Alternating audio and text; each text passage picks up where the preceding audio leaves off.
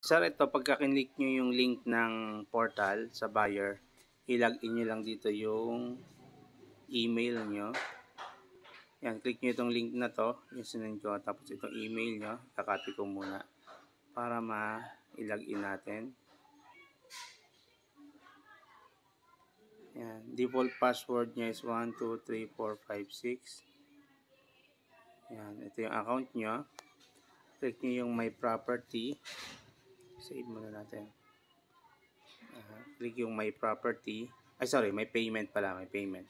May payment, kung naka-phone kayo, scroll down nyo lang, makikita nyo dito yung select property sa GMR 4, Block 23, Lot 1. So, i-view natin yung equity.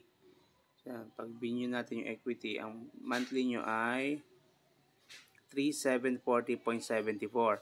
So, gawin yung pagbabayad, sir, ay 3741.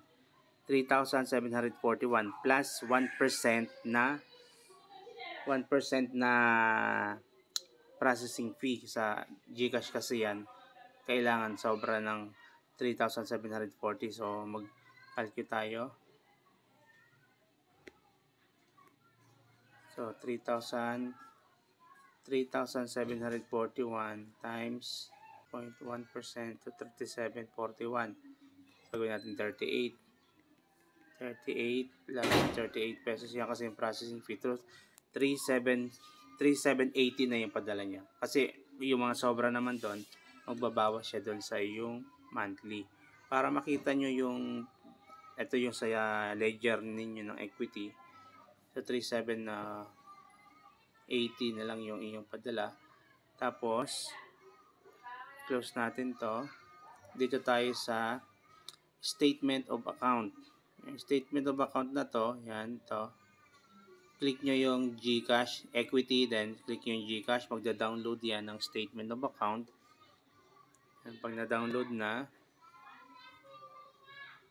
yan, ito na siya. Open na natin. Yan, pag na-download na, makikita nyo dyan yung QR code ng GCash. Yan, ito. Pwede nyo siyang screenshot. Yan. Or, ito nga, tama. Ito na lang. QR code para mas madali pong bayaran. So, try natin itong screenshot. Yan. Open ako ng GCash.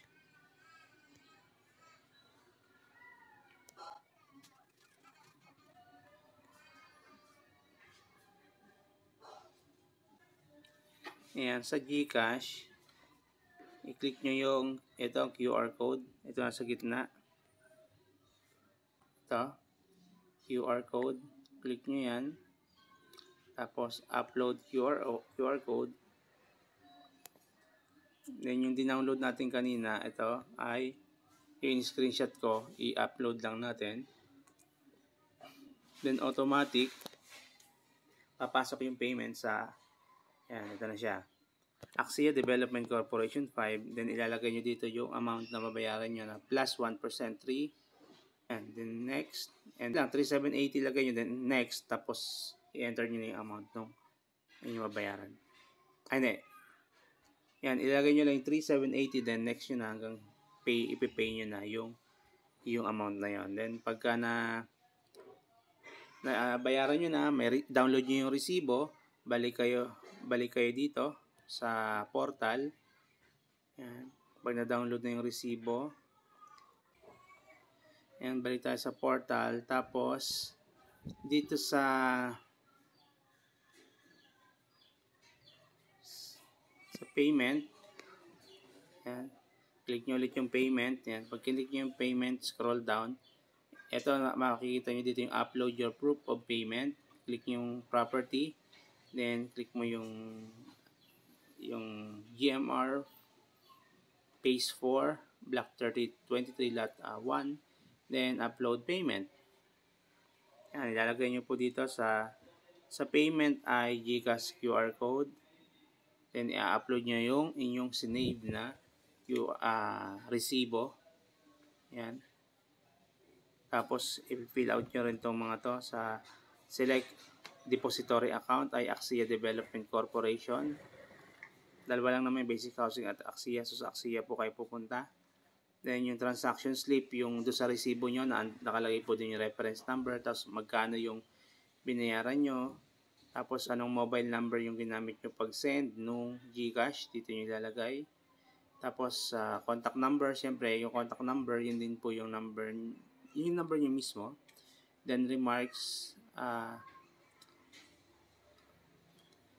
kahit wala na to, okay, kahit lagyan nyo payment for ganitong date, halimbawa August 29, payment for August 29, or then browse nyo to, hanapin nyo yung resibo, i-upload nyo dito yung resibo, then save. Ayan, pag na-i-upload nyo din, okay na po yun. Aantayin na lang natin mag-post. Siguro mga 1 week or 2 weeks para ma-post siya dito sa may payment. Makikita nyo po dito yan. May payment, select your property. Tapos ledger, equity, makikita nyo po dito. Parang katulad nito. Yan. Ito yung inyong reservation na 3,000. Meron na siyang OR number na uploaded na po siya. So pag nag-posted na yung account nyo, pag na-review na is magkakaroon kayo dito ng OR. Ganun lang po. This is susunod na buwan, ganun ulit ang inyong gagawin.